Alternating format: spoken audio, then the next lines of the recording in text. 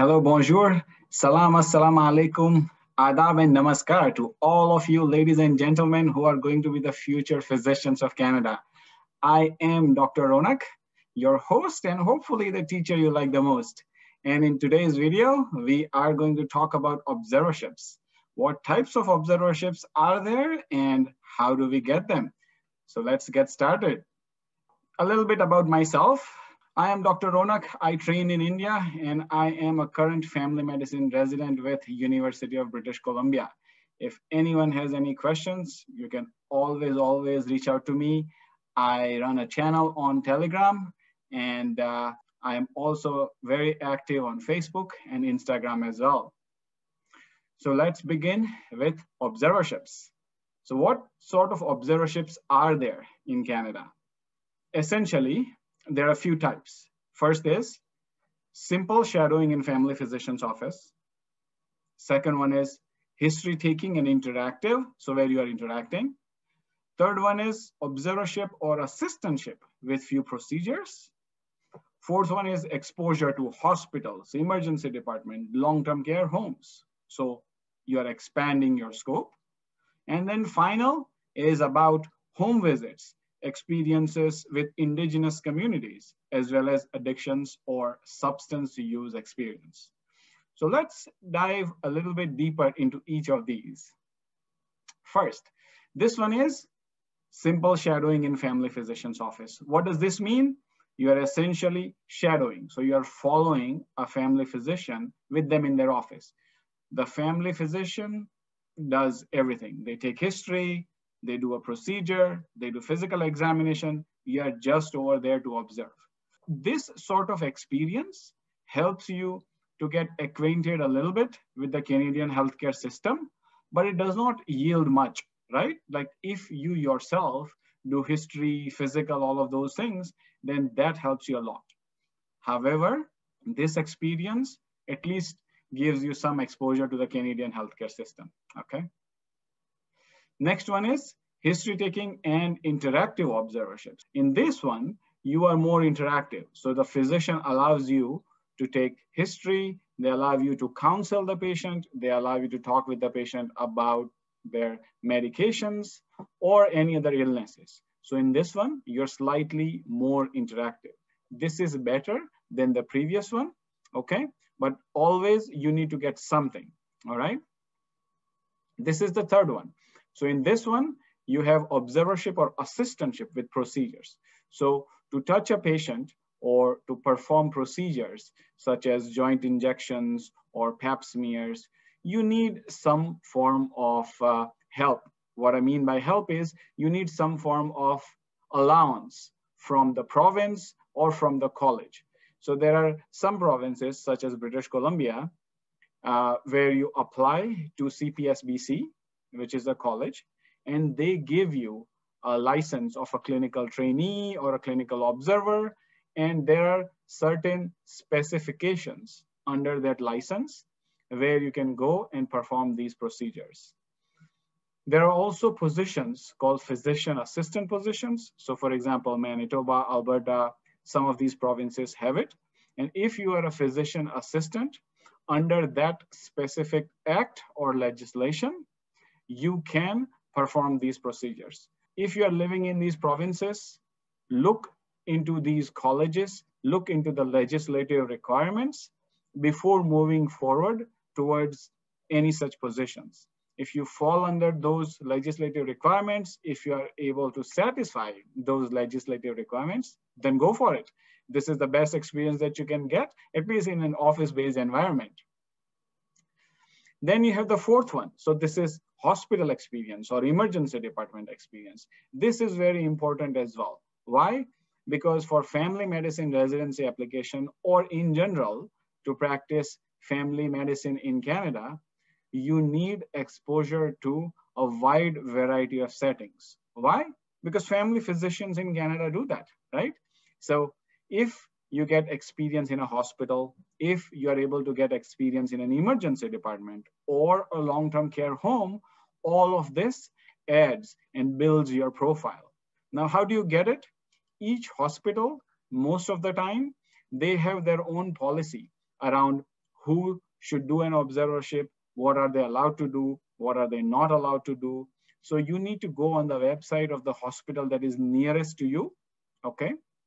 And look up on that website in terms of what their requirements are.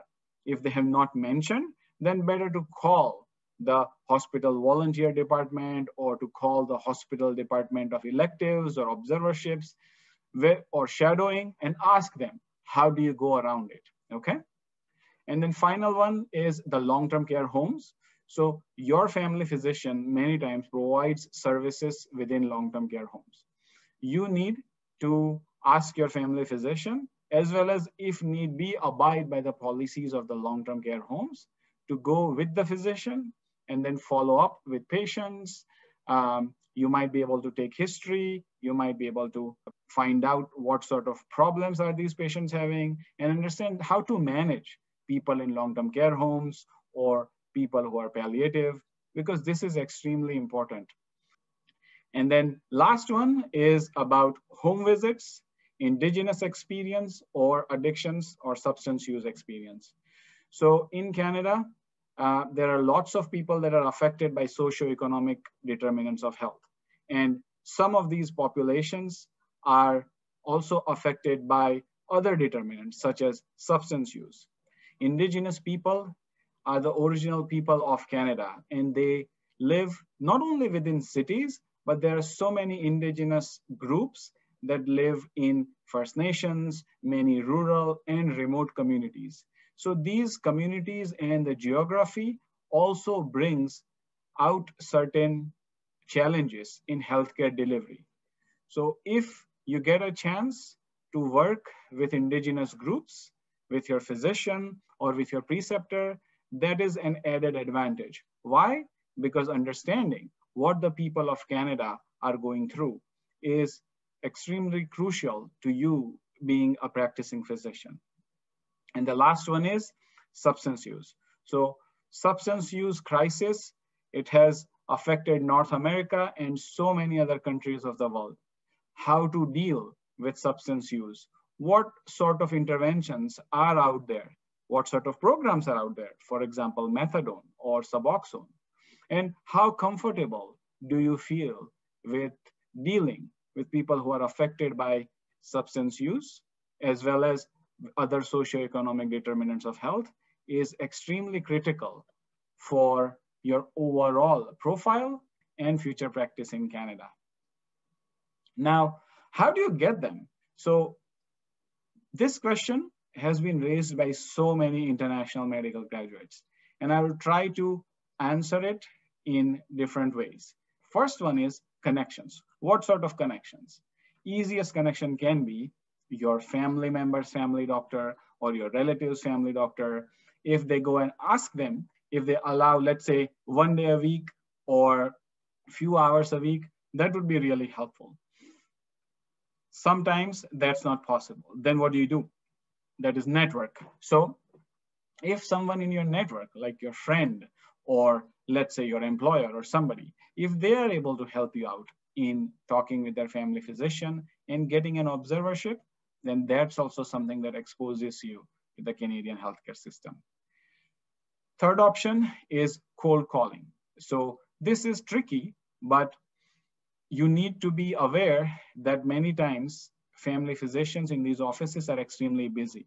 However, it might be worthwhile to research about a specific office or about a specific family physician and what their practice is.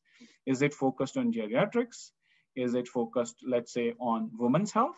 And if that's your interest, it might be worthwhile giving them a phone call and asking them that this is your profile and you would like to shadow or you would like to go and volunteer for 1 day a week or few days a week and get yourself more acquainted to how things are done in Canada. So that's the third way of doing it. Fourth way is emailing. So emailing, again, you have to be extremely meticulous in terms of who you are emailing and why you are emailing. So what I normally do before emailing a person, I will go and I'll look at their profile and see what their interests are.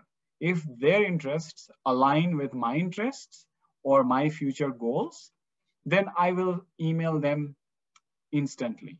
But if it's completely opposite, then that might not be a best combination for them and for you as well. So before emailing, always make sure that you know what the person's interests are. Do you have any background in those areas? And are the interests aligning? Okay. And then the fifth one is about leveraging other jobs. So many times IMGs, they work as research assistants or they work as research coordinators. And the principal investigators or the researchers are physicians themselves so many times.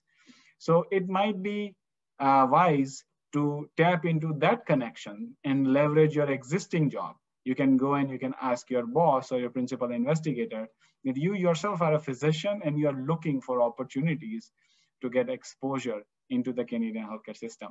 They might know a person or two who will be willing to help you out. That's it, people.